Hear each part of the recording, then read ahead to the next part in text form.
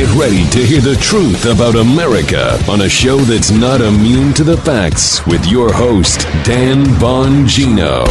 You know, I'm not backing down in this fight, and I know you're not backing down against the fight against vaccine mandates and the taking of your bodily sovereignty away or the attempts to do it. But I want to start the show today with a story that should put a little smile on your face. Chin up, chest out. There are victories starting to happen. Doesn't mean we should pop this champagne and celebrate it's all over. It's never over. The fight for liberty and freedom is going to be a perpetual one forever because the tyrants will never go away. They breed like rabbits, the tyrants. But something happened this weekend. Something happened that should put a little bit of a smile on your face that your voice matters. Do not back down. Do not be afraid. I've got that and a lot more coming up. Including, I thought we weren't allowed to talk about stolen elections, right? Weren't allowed, air quotes, that, and Janet Yellen, the Treasury Secretary, going full communist now. You're going to want to hear that story. Today's show brought to you by ExpressVPN. Stand up to big tech today. Get a VPN. Go to expressvpn.com/Bongino. Welcome to the Dan Bongino Show on this Monday. Obviously, a lot going on with me. I'll have some updates on that later as well. And we got a big announcement tomorrow with Rumble, by the way. Stay tuned for that. Tomorrow, maybe then, but definitely coming up. Probably tomorrow. It's a huge announcement. Yeah. He's like, what? I haven't even told him yet. Hey, today's show brought to you by LifeLock. October's Cybersecurity Awareness Month. This week's focus is phishing and phishing scams. Cyber criminals often go phishing for private information. It's important to know how to spot phishing attempts and to report them. Here's the 3 main steps to follow. Watch for odd messages via chat, email, or text asking you to take an action. Do not click on any links in these messages and don't open or download attachments. Report phishing attempts to business and government agencies, and it's important to understand how cybercrime and identity theft are affecting our lives. I had my identity stolen. It was terrible. It took me a year to clean it up. Every day we put our information at risk on the internet. In an instant, a cyber criminal can harm what's yours, your finances and your credit. Good thing there's LifeLock. LifeLock helps detect a wide range of identity threats like your social security number for sale on the dark web. If they detect your information's been stolen, they'll send you an alert or taken. No one can prevent all identity theft or monitor all transactions at all businesses, but you can keep what's yours with LifeLock Identity Theft Protection. I had it way before they were a sponsor. My family too. Join now and save up to 25% off your first year at LifeLock.com/Bongino. That's LifeLock.com/Bongino for 25% off. All right, Joe, let's go on this Monday. Let's go, Get Brandon. this baby going. Yeah, baby. Yeah, but it's right. That one on the Facebook thing. We did a poll on my Fox show. Yeah. Facebook. We asked the public, what should they rename Facebook? And everybody said they should name it Let's Go Brandon, which would be really fascinating by Facebook. Take a lot of cojones to do that. Yeah, man. First, you can win. Be loud, be proud, fight for liberty and freedom, and you can win. Many of you remember this story. The dreadful National School Boards Association thought it would be a great idea to send a letter to the Department of Justice demanding that parents who speak up at school board meetings, implying that they should be treated like domestic terrorists. So, yeah, that went over well as parents gave them the double-barrel middle finger and said, now we're going to show up even more because you're trying to intimidate us using the monopoly power of force the government has. You're trying to scare us, and we're not taking that lying down. So we spoke up, called our legislators, showed up in mass, and look what we did. Just a news article, Colton Salas. National School Boards Association apologizes for comparing parents to, quote, domestic terrorists. The initial letter called on the White House to deal with the growing number of threats of violence and acts of intimidation occurring across the nation. Acts of intimidation, speaking up for your kids at a school board. Remember, ladies and gentlemen, the left, I hate to say this, but it is true. I hate to say it because it bothers me that it's true. The left over decades has gotten better at grassroots organizing than we are. They have. Now, there's a lot behind that. One of the reasons that is, or the left are inherently collectivists. They're socialists. Many of them are communists. They may not admit it, but they are. Meaning they think with this collective hive mind, like the Star Trek Borg. I use that example all the time. They think collectively. Well, when you think collectively, obviously it's easier to organize. That's not the ethos of the right. The right, we're individualists. We believe in our family, freedom, God. We have no problem with associations that are voluntary, but we're not collectivists. We don't think we're entitled to our neighbor's property. We don't think we're entitled to indoctrinate our neighbors' kids, but that leads to an organization problem. When you're easily indoctrinated on the left, you organize better. You just do. I wish it weren't the case, but it is. Now we're learning from the left's tricks and stunts. We can use Congress and legislators, pressure them to do things. Remember remember what I told you, the iron triangle? The left uses three things to advance the narrative: congressional committees, activist groups, and the media. We have the same thing. We have our own media, conservative media. You got this show. You got Shapiro. You got Fox. You got Breitbart. You got Conservative Review. You got the Blaze TV, Daily Caller, the Federalist. We have our own media too. We don't need their fake media. We've got the media. We've got activists too. You've got me. You've got other liberty fighters out there. You've got the Trump organization. You've got other people out there too. And we also have our own members of Congress that some of them, not all of them, but some of them got off their asses and actually did something here against this national school boards that are implying we should be associated with domestic terrorism. And look what happened. We won. The organizational skills there, take them and apply them to every other BS leftist narrative to fight back to. Get your media people together, get your activists together, get your members of Congress and your local legislators together and say, not today, not tomorrow, next week doesn't look good either. This isn't happening on my watch. Yes, sir. Thank you, Joe. It's important. Listen, it's easy to get down. I get it. We've had a bad couple of months here. I get it. I understand. But I'm not going to play into the macabre, everything's over, forget it, it's not worth the fight. Well, if it's over, then we might as well fight anyway. You might as well get your political licks in the end. If it's over anyway, there's no reason to stop fighting. None. Zero. I'm not giving up. I'm sorry. No matter how bad it gets. I'm not. Believe in the second creation. I'm not going to show up to the pearly gates when the Lord Almighty asks you what you did to fight for liberty and freedom he gave us. Oh, nothing. I sat it out. I'm not doing it. And I know you're not either. One of the things I said there with this national school board fight, that we won a humiliating defeat for this discredited, now embarrassing organization, the National School Boards Association. A humiliating, on their knees, they broke. Humiliating defeat. I said to you, do not be afraid. Do not be afraid. The left has used this iron triangle to push false narratives for years. The left are the primary purveyors of stolen election narratives. What? What do you mean? Leftists are like, oh my gosh, get a diaper, Exclaxmo, I can't hold it in. Yeah, because that's how you are, you losers. The left have been the purveyors of stolen election narratives, not conservatives. The left, they have not accepted a national election in probably close to 20 years.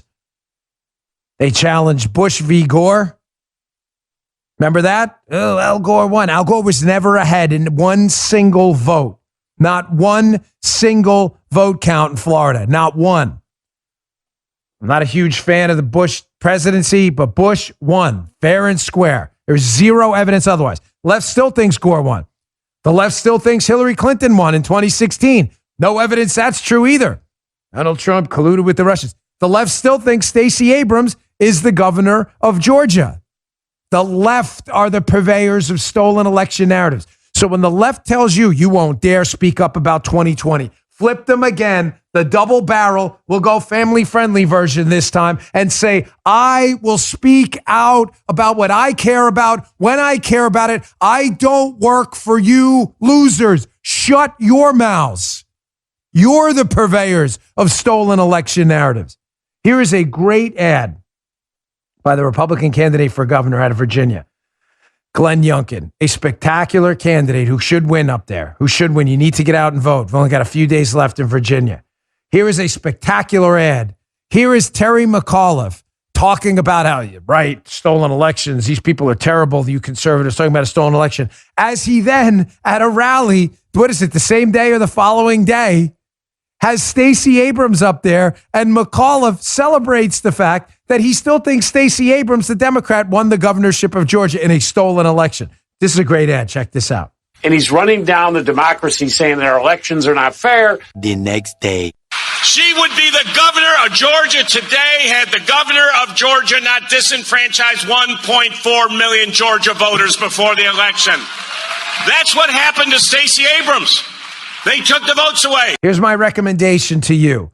The next time one of these left-wing liberal lunatics says to you, oh, that's a conspiracy theory, you're not allowed to talk about the 2020 election being stolen, say, do me a favor. Please take the cotton out of your ears, jam it in your mouth, clog up that soup cooler you call a mouth. I'm not interested in your opinion at all. Zero. You have zero credibility with me. You don't think the Democrats have lost the national elections since back in 2000. You have zero credibility. Admit to me Stacey Abrams is a fraud. Admit to me you lied about Bush versus Gore, and admit you lied about Hillary Clinton, and call out Hillary Clinton publicly right now. Until then, shut your mouth. Take your mouth and shut it. You have zero credibility. Laugh at them when they say anything about stolen election. Laugh in their faces. Mockery is a powerful weapon. You guys, you mean the 2016 pee-pee hoaxers? You mean the 2000 Bush v. Gore? Gore won in Florida? You mean Stacey Abrams? Stacey Abrams, the governor of Georgia? You mean you guys? We won't be listening to any of your opinions. I just want one more thing about this I'd like to add. By the way, the New Jersey governor's race is tightening up as well. I don't want to leave them out. Phil Murphy's in a little bit of trouble right now in New Jersey. You got to vote in Virginia and New Jersey. The elections are here right now.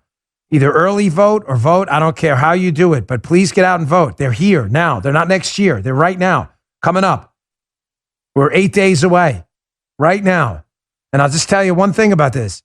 In my prior line of work, I knew the Tea Party rebellion was about to happen when Obama went up to New Jersey to campaign for the Democrat candidate for governor. Was it Corzine back then?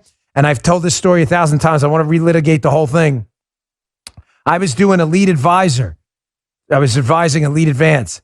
And the staff told me 22,000 people were going to show up to see Obama campaign for John Corzine in a New Jersey governor's race.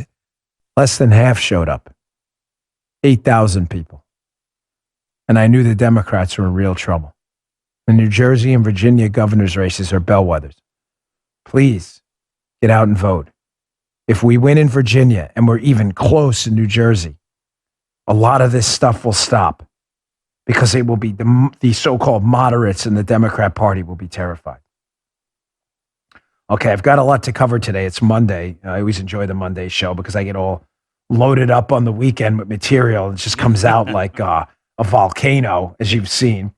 So the vaccine mandates are obviously a hot issue. I will not see you on the radio later today. So the vaccine mandates are a red line. They're a red line for me. They're a red line for you. They're a red line because once you concede the point that your body is the ward of a state, it is not your body, it's theirs. All is lost. The fight is over. You have nothing. I cannot emphasize this enough. I've said it on my show. I said it on my Fox show. I said it in a Fox hit this morning on Fox News when Fox and Friends. I said it this weekend.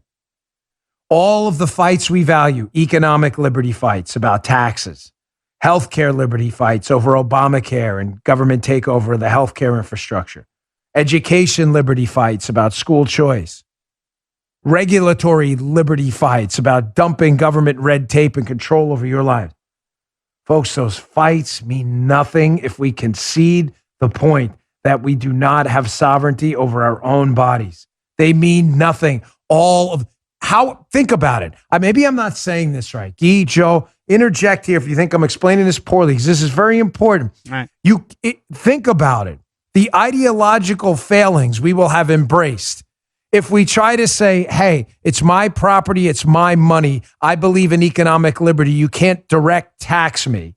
That argument means nothing if the government can come back and say, well, you already conceded the point that your body isn't even yours, that we can force you to inject something into your body, whether you need it, want it, or candidly, even if it's dangerous to you. There's no argument. You lost. Forget the tax argument. It's over. You've got nothing. You've got a sovereign government. You've become so obsequious. You've acquiesced on the biggest point of all. We can't possibly win those other fights then. That's why this vaccine mandate is a red line in the sand. It's a riverbed that can't be crossed. It is a red line. You cannot, once it's crossed, it's over. Here's Here is Dr. Reish on with the great Mark Levin this weekend on his terrific show, Life, Liberty, Levin. Making the point, this is a well-respected Yale medical doctor. Not that I believe Yale means anything per se, but just proving the point that Yale is a left-leaning institution like most universities. They'll claim not to be, of course. But I guarantee you most of their faculty are left-leaning. This Dr. Reish is a well-respected guy. And he's saying, hey, listen, I would be very cautious about these vaccines with our kids. This is a big deal. Don't listen to me. Listen to the doctor. Check this out.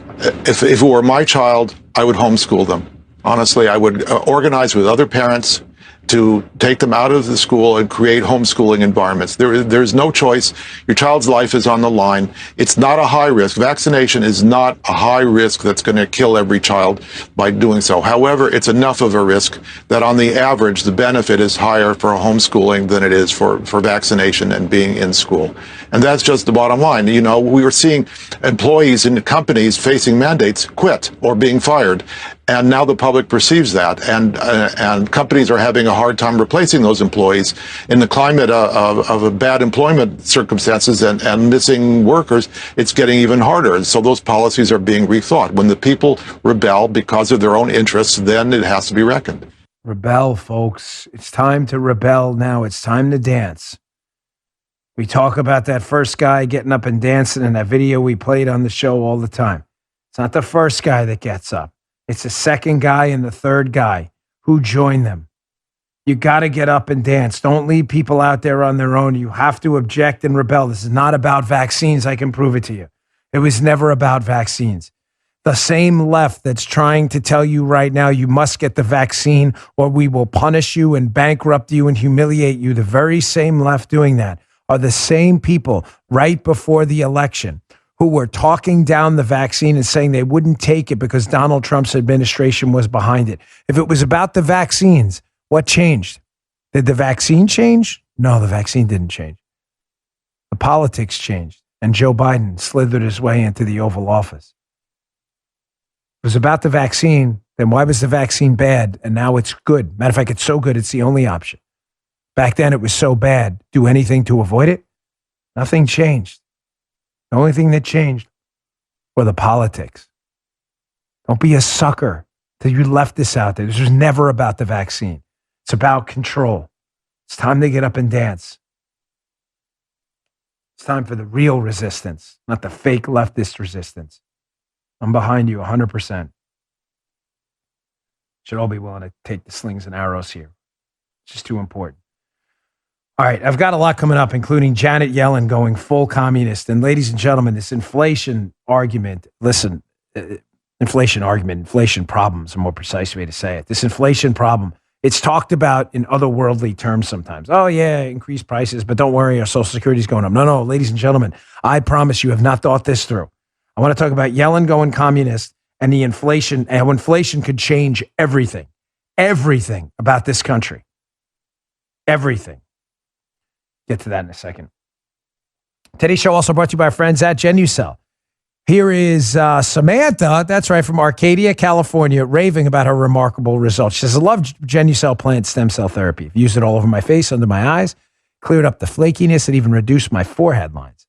Someone even asked if I had work done. Nope, just Genucell by Chamonix. Thank you.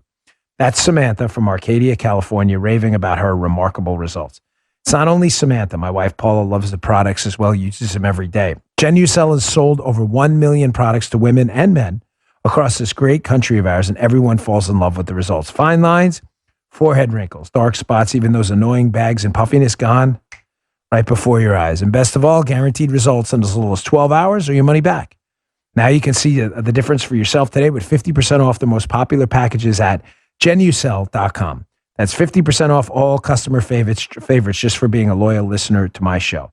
Visit Genucell.com and enter Dan40 at checkout for an extra $40 off. Order today and all orders are upgraded to free priority shipping. Go to Genucell.com. That's Genucel.com. Genucell.com. Use promo code Dan40. That's Dan40 at checkout for an extra $40 off. Thanks, Genucell. Listen, folks, just a quick note as well, a personal favor, if I may. I try to keep the asks here to a minimum, but please subscribe to my podcast. I'm not sure how long my content is going to be available in other places. This podcast, I own it. It is going nowhere. It will never go anywhere unless I'm 6 feet deep or retired one day in my 80s, hopefully, or later if I make it that long. Please subscribe today. I'm again, with great respect, asking for that small favor. I don't care where you listen, Apple Podcasts, Spotify, SoundCloud. I don't care. Wherever you choose to listen, but please follow the show or subscribe. It's free. I would really deeply appreciate it. We were number 2 this weekend in the news category. That's the first time we've been that high since the election. We're usually like 4, sometimes 5, but we were number 2, right behind the New York Times, which is a big, big deal. So thank you for subscribing. We appreciate it. Again, it's free. Okay, moving on. I know, it's a lot. I know, it is. It's a big deal. Here is Janet Yellen proving again she's a communist. Notice the word game she plays here. Let me just set this up. She's talking about the Democrats' new proposal for a wealth tax. Now, listen, you don't owe the government squat. I'm not even going to argue about this with liberals. I don't owe you anything of the government. The government is a cesspool, a toilet bowl. Every dollar you give the government destroys someone's life. Outside of our military, our law enforcement roles, state and locally, at the federal level too, and outside of our court system. Listen, every dollar you give the government goes to destroying someone's life. The government is a horror show. Every single one of our significant problems in society is exacerbated by the intervention of government. You owe these people nothing. I don't care if you're a billionaire, a trillionaire, or a quadrillionaire. I don't want your money because if you give it to the government, it will be used to destroy someone's life. That is it, period. Now, because of that, and because we believe in freedom and liberty and the freedom to spend the money we earn and earn money ourselves in private property, the Constitution, outside of the income tax amendment, the Constitution prohibited direct taxes, meaning the federal government cannot come in, ladies and gentlemen, and say, I am going to tax Dan Bongino because he's worth $1 billion. You can't do that. It's a direct tax. You can't. Now, there are indirect taxes, duties, imposts, excises, and then there's the income tax, which because of the amendment gets around that. But there are no direct taxes. You can't come in and say, I'm going to initiate a wealth tax on Dan Bongino's stock and real estate that only applies to him and a few hundred other people. But they're going to try. Listen to Janet Yellen right here talking about a wealth tax. And I want you to notice this is a very important section of the show. Please don't go anywhere. Notice the word game she uses to pretend the wealth she wants to tax is income, meaning your stocks, real estate. How is that income? If you haven't realized the gains, you haven't sold your house and you haven't sold the stock, how do you have any income from it? Notice how she plays the word games. She said, oh, no, it's not a wealth tax. It's kind of like we're taxing income.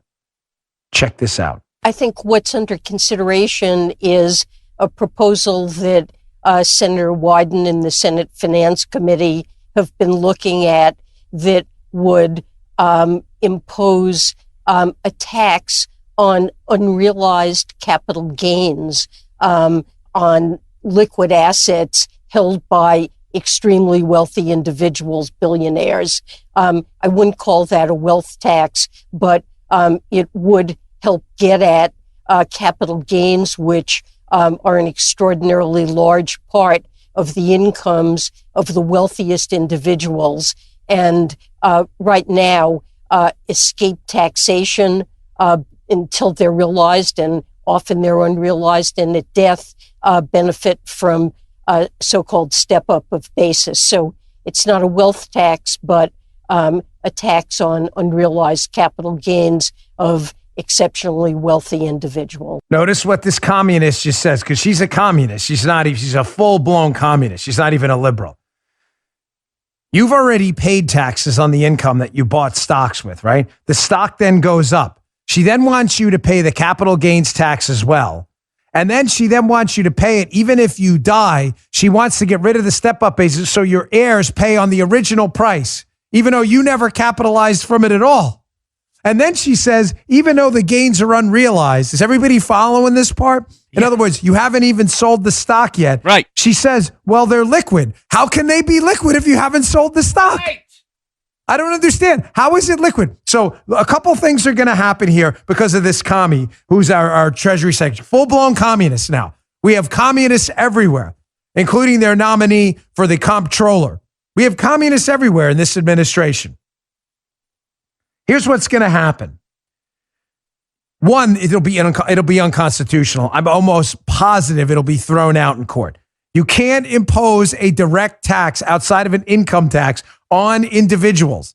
You can't target people for specific taxes outside of the income tax. Does everybody understand that?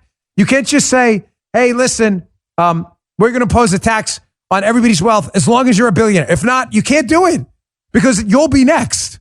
You can't do it. It's not constitutional. Second, stock market, if let's say some hack judges pass this thing, the stock market will crash like you've never seen before. Because think about it, folks. Billionaires are rich. It's why they're billionaires. They have a lot of assets and taxes. So let's say a guy's worth $1 billion, but he's worth $1 billion, but he only has, say, a couple million in the bank. He's not struggling. But his assets are tied up in his house, some real estate investments he made, and some stock investments he made. So he's worth $1 billion, but he has, I don't know, say 10 million in the bank. Now they say, the communist Janet Yellen, hey, we're going to classify that as income. It's not. You haven't cashed any of it in. You have to pay capital gains taxes if you do, right? We're going to classify that as income right now. You owe us $370 million on that $1 billion. I don't have $370 million. So how are they going to get the money? They're going to sell their stocks, which is going to be a whole lot of stocks get liquidated immediately. Mark my words.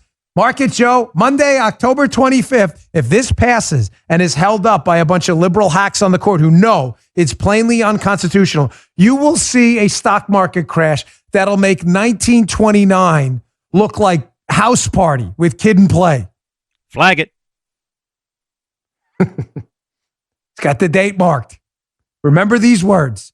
If it passes, your pension will be finished. You will see an era. We'll be back to the Great Depression. One more point on this. Again, notice the word game she does to try to classify wealth as income. Wealth is not income. Wealth is wealth. It's not the same thing. Many of you are very wealthy because you have equity in your house. Imagine if they told you you had to pay taxes on that tomorrow. Hey, you made $500,000 in a house you bought for $200K 30 years ago. Yeah, you owe us taxes on that. Well, what do you mean? I haven't sold my house. Doesn't matter. That's coming for you next. One more thing. It's plainly unconstitutional. 1955 case, Commissioner versus Glenshaw Glass. In order to be declared as income and to fit with the income tax amendment to the Constitution, which permitted direct taxes in the case of income. In order to be classified as income, you have to have, quote, complete dominion over the money. Well, if you haven't sold the stock, how do you have complete dominion over it? Ladies and gentlemen, it's plainly unconstitutional. Janet Yellen knows that, but she's a communist, so she just wants to get her hold on. So mark my words, it'll get thrown out of court. But if it doesn't, you will see the Great Depression part due. Now, I want you to keep in mind as well that eventually these taxes they claim are for billionaires. The way they're designed in such a way to eventually ensnare all of you. And that's why they love inflation. I got a block coming up on inflation, how it's going to kick you in the tomatoes coming up next. You, personally. Don't think this is just for rich people. It's coming for you, too. All right, today's show brought to you also by ZipRecruiter. There's some things in my life I like to pick out myself, so I know I got the one that's best for me. You know, cuts of steak, bottles of wine, mattresses. I've talked about that before. Businesses like to do that, too. Businesses are excited to get back. They got their people coming back, you know, but you need people. So what if you could do the same for hiring? You know, pick just for you. Pick people ideal for your job before they even apply. That's where our friends at ZipRecruiter and their invite to apply comes in. It gives you, as the hiring manager, the power to pick your favorites from top candidates. And right now, you can try it for free at ZipRecruiter.com/Bongino. How does invite to apply work? This is important. Well, when you post the job at ZipRecruiter, they send you the most qualified people for your job. Then you can easily review the candidates and invite your top choices to apply for your job. There you go, right for you, not for some other employer, for you. Lauren Webb, Senior VP of Talent Acquisition for Mandula Health, raves about ZipRecruiter's invite to apply. She says, I love that feature because we have so much, the follow-through rate is so much higher if they invite the candidates. It's easy for me, easy for them. In fact, according to ZipRecruiter's internal data, jobs where employers use ZipRecruiter's invite to apply get on average 2.5 times more candidates. Saves you money, saves you time, saves you headaches. It makes the hiring process faster. See for yourself today. Don't take my word for it. Just go to this exclusive web address, ZipRecruiter.com/Bongino, Bongino, and try ZipRecruiter for free. Here's the web address again. Go today, ZipRecruiter.com/Bongino, ZipRecruiter.com/Bongino, ZipRecruiter, the smartest way to hire. Okay, back to the show. Now, I know you think, oh, billionaire direct taxes on billionaires, which are unconstitutional. They don't affect me. Yeah, they do. They'll crash the stock market immediately and you'll be screwed too. Guaranteed. Mark the date. Guaranteed. I said it here first. If that passes, even as it works its way through the courts, it will crash the market. People will rush to sell assets to pay the government. But inflation, ladies and gentlemen, will eventually snare you. And what's targeted at billionaires today will be millionaires tomorrow, then 100,000aires, and then you. Inflation changes everything. You know, I typically don't post links to Wall Street Journal articles in my show notes because they're subscription only. Folks, this one's worth your time. I enjoy the writings of Holman Jenkins in the op-ed section of the Wall Street Journal. He's a very cerebral guy. He has a fantastic article about how inflation is, quote, the mother of all big political change. It could change everything about our relationship with government. Let's lay it out step by step. Number one from the piece. For those of you who weren't alive in the 70s, I was very young, but I was. Joe was as well. Guy definitely was not alive in the 70s. When were you born, Guy? 91. Holy Moses, Joe. He wasn't even alive in the 80s. He missed Cyndi Lauper and Hulk Hogan in the early years. Darn, you and I are old. We're like old dogs. Joe is the senior of the group, you know? Man, right? Right? So what Joe remembers this well. Let's lay it out first, how inflation could change everything. Number one, first, you need evidence? You remember what inflation did in the 70s? Yeah. I know I do. I know Joe does. From Holman Jenkins' piece. In the 1970s, the inflation crisis imploded. A large government establishment occupied with trying to fix the supply and price of air travel, truck transport, rail services, and consumer energy supplies. It also imploded a tax system that was found to be constantly promoting people into higher brackets, even as their real income and living standards declined. Let me sum that up for you in a nutshell. Shockingly, the Jimmy Carter presidency, yes, Jimmy Carter, far-left radical Democrat peanut farmer, they engaged in massive deregulation. What? Deregulation? Yes, because the prices of things were exploding and they realized they needed to control it. The rail lines, air travel, which was the government had its fist everywhere in the face of air travel. They deregulated it because they had to. In the 70s as well, income taxes were not indexed to inflation, meaning all of a sudden, say you got a raise because inflation was crazy, you'd find yourself, even though your money didn't buy anything more because prices went up. Hey, we're going to give you $5 more a week. Okay, prices went up $10.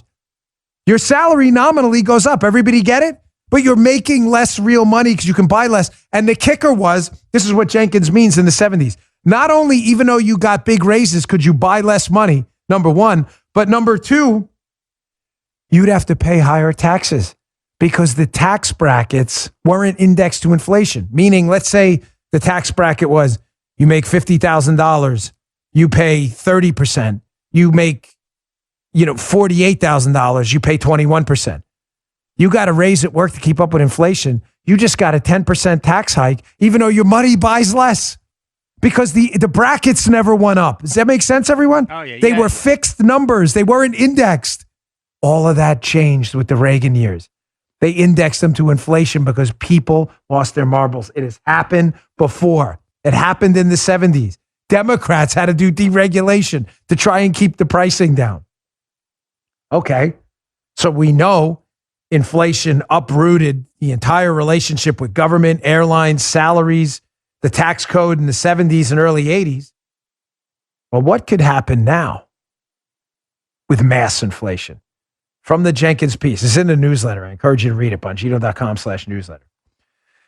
Jenkins says, quote, today's inflation would be hitting an economy with rigidities of its own, mostly of a different kind. Instead of, air travel regulations and rail travel regulations like we had in the Carter 70s and 80s, now zoning rules, they depress the supply of housing. Licensing restrictions depress the supply of personal services. Wind and solar mandates tax the reliability of the grid. Means-tested entitlements make it less attractive at the margins for Americans to work. Yes,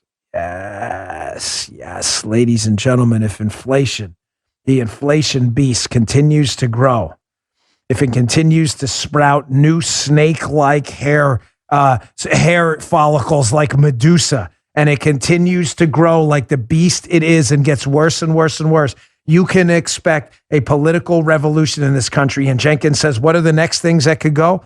The government will have to get prices under control. Have to. Can we see a mass deregulation of the petroleum market in the United States? Even more exporting allowed. Exporting, yeah. Where we fix refineries here. We're allowed to export and make proceeds here to develop oil assets? Yes. Could you see zoning regulations go out the window to get housing prices under control? Could happen. Could you see all of a sudden means-tested benefits? Everybody starting to reevaluate who gets government benefits and who doesn't. This all could happen now if price pressure. I'm not wishing this on anyone. Inflation is a son of a bee, and it will destroy everything. Everything you owe, everything you own, and everything you're ever going to own. Now, what's the problem with now compared to the 80s and the 70s? Problem now, folks, is our national debt is geometrically worse than it was. Here, the third part of Jenkins' piece. He says, we may discover other vulnerabilities here, but two gaping ones weren't part of the story in the 70s. In 1977, our federal debt was 34% of GDP. Today, it's 125%. We have a lot of debt, folks, a lot. And the share of Americans who've experienced direct government aid is quadrupled. It now comprises more than 50% of the population. And that's before our pandemic spreading and Joe Biden's welfare ambitions. Here's what this means, which means a lot could go kerblooey, he put in there. That's not my word. I would use that. And fast. Rising interest rates could double or triple today's $400 billion interest bill on the national debt. Overnight, this item could rival Social Security and Medicare as the biggest single budget outlay. Yes. Unlike in the 70s, ladies and gentlemen, if the interest rates doubled to get to shrink them, remember, interest rates go up. It makes money more expensive, right? You want to pay a loan at 5%? You want to pay a loan at 15%? You want to pay at 5%? 15% makes the money more expensive. But why would the government increase interest rates? Because if inflation gets out of hand, they'll have to. Because it'll make the money more expensive and shrink the supply of money, which will mean less money, which means prices would have to go down. But if interest rates go up, so does the interest on our debt. It could become the single most important item we have to pay for. Tell that to Social Security and Medicare recipients when their money dries up. As I said, folks, inflation could change everything. So what does this mean? Well, Jenkins addresses this at the end of his piece. I didn't put it in the screenshot because I want to go through it myself here. There's only a few ways they can solve this, folks. They can monetize the debt. In other words, they can just keep printing more money to pay off old debts, which means what? More inflation. Well, that doesn't sound like a fix. Exactly. You could engage in massive government spending cuts. Probably the only real way out of this. But ladies and gentlemen, those spending cuts ain't going to be pretty. Wait till you tell Social Security and Medicare recipients, hey, those benefits we promised you aren't there. There's no money. Oh, that's not going to happen, Dan. You sure? Where are they going to get the money from? They're going to steal it from you? There's none left, folks. You can just print more? That'll lead to more inflation, making it more expensive. He's right. If it's up to Janet Yellen, the communists, they'll take it. There's still not enough to pay it off. They can engage in massive tax hikes. That would crush the economy. You may say, my gosh, none of this sounds good. It isn't. They can make depositors in banks make bank deposits, invest in government bonds so the government gets control of the money. Well, that doesn't sound good. I didn't tell you any of it was going to sound good. I'm only here to tell you the truth. Here's another thing they can do. They could increase Social Security payments, right? Hey, we're going to increase Social Security based on which they did, 5.9%, because they indexed it to inflation. But we're going to tax it on the other end, clawing it all back. That doesn't sound good either, right? For you? They could cut Medicare reimbursements to doctors. We're not going to pay doctors as much anymore. What happens there? Doctors tell you on Medicare? Yeah, find a different office. They could dump the mortgage deduction. You won't be able to deduct interest payments on your mortgage from now on. They could get rid of the employer health care tax benefit.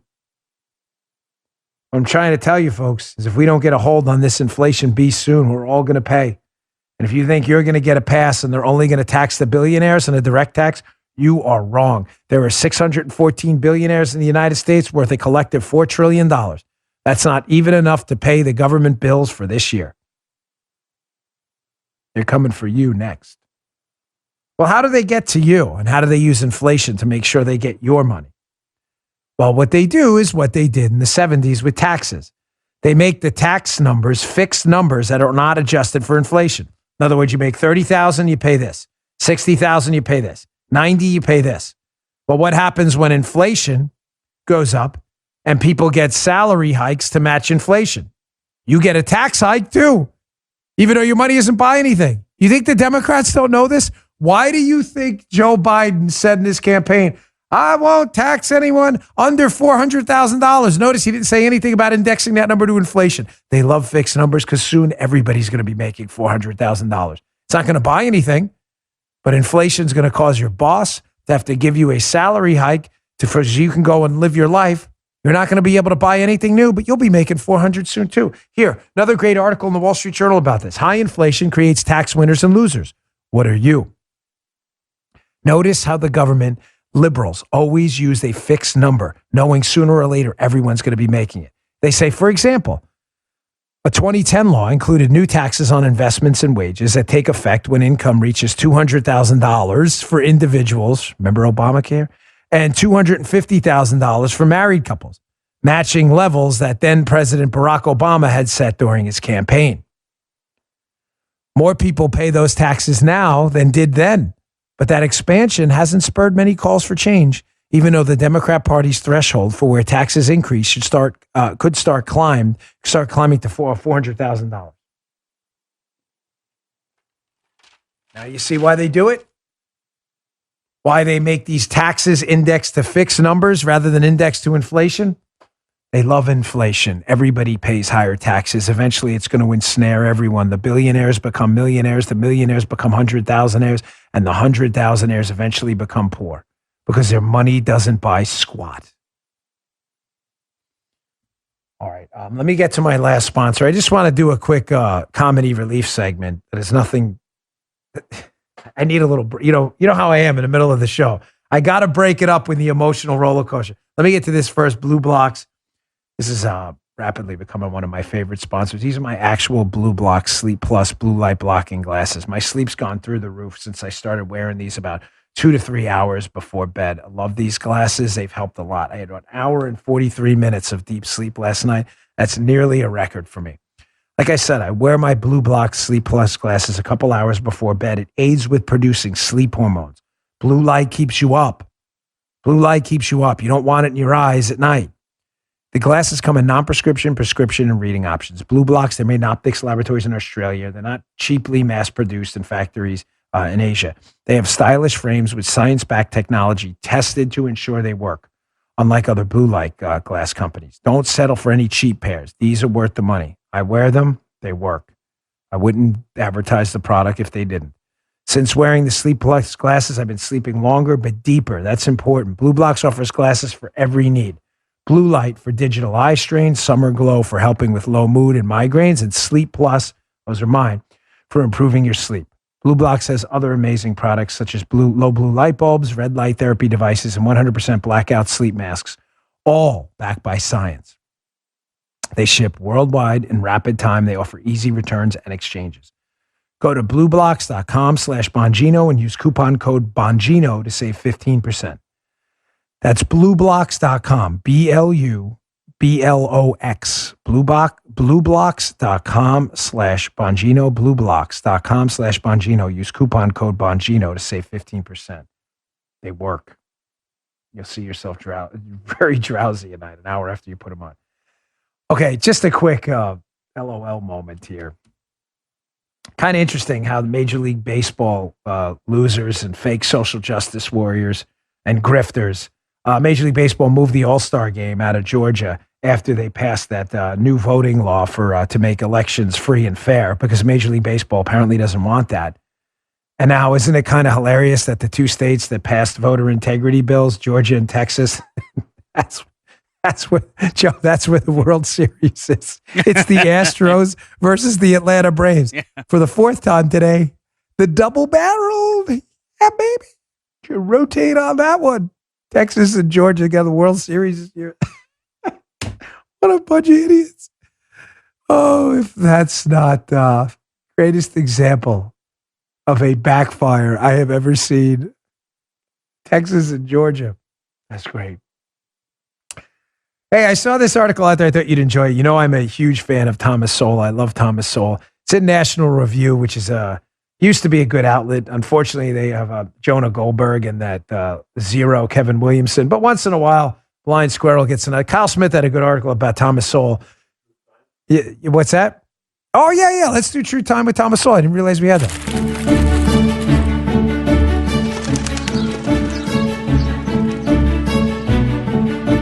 Thank you. Yeah, I forgot we had True Time with Thomas Sowell. He just has some quotes. I'll just read a couple from Thomas Sowell. It's in my newsletter today. I encourage you to read it because they're just so great. When it comes to things like political upheaval at any given time, you can always go to Thomas Sowell for some bits of wit and wisdom. Quote, Thomas Sowell, it's depressing to hear ideas trumpeted as new when the underlying reasoning involved was common in the 1840s or 1790s and discredited by the 1920s. Kind of sounds like communism and Janet Yellen.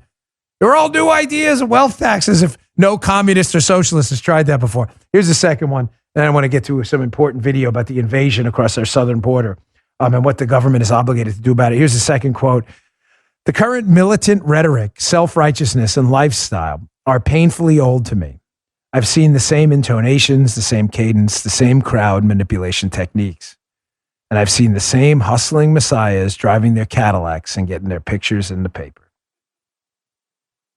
Sounds like the AOC crowd. Well, you can replace the Cadillac with her Tesla.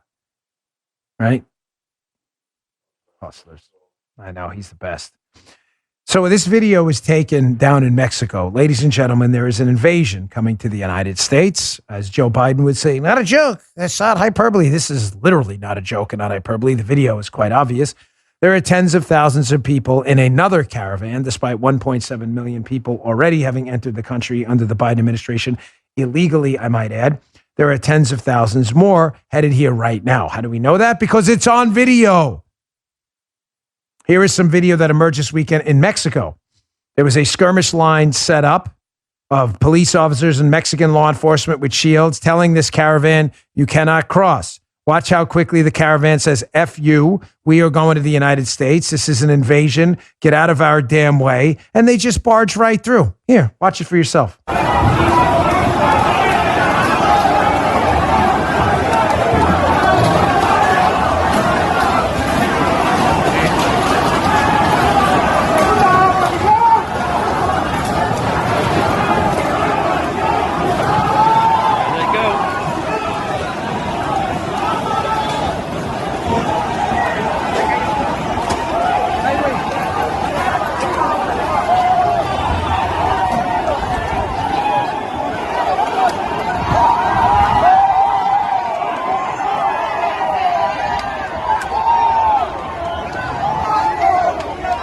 Again, if you can explain to me how that's not an invasion, I'd be open to hearing it. Now, the government, pursuant to the Constitution, Article 4, Section 4, the federal government is obligated to protect the states against invasion. There should be lawsuits about this. This is clearly at this point an invasion. It has been an invasion. Here is Article 4, Section 4 of the United States Constitution. Quote, the United States shall guarantee to every state in this union a republican form of government and shall protect each of them against invasion. Those are exact words. And on application of the legislature or the executive when the legislature cannot be convened against domestic violence. Please explain to me how the Biden administration hasn't engaged in an unconstitutional act here by abdicating their responsibility to protect the border states against invasion. Please, can anyone explain that? Please show me again how that video is not evidence of an invasion. Your own eyeballs, you can hear it. By the way, if you'd like to see the video, watch the podcast. It's I like the video version better. The audio is obviously the same on both, but rumble.com/Bongino. I would really appreciate if you'd subscribe there to the podcast, rumble.com/Bongino. Again, we've got some big announcements coming up with Rumble as well. We're almost at 2 million subscribers, so we'd appreciate if you click that follow button. It would mean a lot. Rumble.com/Bongino. A couple quick stories before we run. The Democrats showing you how they're hustlers and grifters driving in their Cadillacs, like Thomas Sowell said. That's all they do. They're good at the grift. Here's an article in The Hill that should deeply concern you. January 6th committee. There's no question the Capitol riot was a premeditated attack. Really? No question at all. That's fascinating because when they wanted to nail Trump to make sure he never ran again, what did they say right after the January 6th incident at the Capitol? What did they say? Here's the Vox headline: How Trump's speech led to the Capitol riot, by the ever dreadful Aaron Rupar, who can never get his head out of his own rump. Aaron Rupar. So what is it, ladies and gentlemen? Is it that it was a premeditated insurrection, quotes, dreaded air quotes, or was it a Trump-inspired insurrection, therefore Trump should never run again? The answer is it's neither. They will change their mind and change their story depending on the political damage they think they can do. Now they want to ensnare everyone in this. Steve Bannon, Giuliani, everyone. So they're going to pretend it's premeditated so they can declare it's a conspiracy. If Trump decides he's going to run again in 2024, they will go right back to the other narrative that it wasn't premeditated. Donald Trump inspired it. Again, October 25th, folks, mark the date. By the way, we've got an interview coming up I'm very excited about. Donald Trump will be back on the podcast. When does it air, Guy? Tuesday? So not tomorrow, Tuesday. A week from tomorrow, November 2nd. That should be interesting. Welcome back to the show, President Trump. All right, last one. We got time for this. Joe Scarborough, his Twitter account's always a source of hilarity. But he tweeted this weekend. Breaking: Biden brings down Trump's record-setting deficit by $360 billion in 1 year. Folks, this is just a note on this. The Democrats, whenever you hear this about them bringing down the deficit, this is obviously ridiculous. That doesn't take into account the fact that the last year of the Trump campaign, the deficit was enormous. It was. That is a fact. Last year of the Trump presidency, excuse me. The deficit was enormous. That's a fact. It was coronavirus spending, which I did not agree with, and I don't care who spent the money, but it was supported overwhelmingly by Democrats. So pretending that was exclusively a Republican endeavor, the deficit, and therefore when we stopped spending as much because of the ebbing of the pandemic, that was a Democrat thing to take down the spending when Biden's pushing $3.5 trillion more in spending, is about the most ridiculous thing I've ever heard. It reminds me of the trick. Remember, Joe, we used to cover this during the Obama years when we were doing the podcast, how Obama, when he came into office, had the biggest one-year deficit in human history by far. And then the next year it went down a little bit and they were like, Biden, deficit cutter. Obama. Obama's, the smallest deficit he had in any given year was bigger than the biggest one during the Bush years. It's all a word game. But whenever your leftist friends bring this up, I want you to ask a simple question. I want you to say to them, yes, I agree. Government spending money it doesn't have is a bad thing. It leads to inflation and problems. Are you now agreeing by saying, because you're implying Biden bringing down the deficit is a good thing. So less deficits are a good thing, right? Watch them. oh, give me my diapers. They want to spend money. They're totally full of crap. Scarborough's an idiot. He knows what he's doing here. Guy's a moron. All right, folks, thanks again for tuning in. You will not see me on the radio today. I will have updates as time goes on. But I appreciate deeply your support against these dreadful, anti-science, immoral, unethical vaccine mandates. Your body is yours. You are not a ward of the state or any corporation. We lose this fight, we lose everything. I am with you in this fight. And I'm honored that you're with me too. I'm just a spoke in this wheel. I mean that. But I'm going to do my best. I need your help. So thanks a lot. I will see you all tomorrow. You just heard Dan Bongino.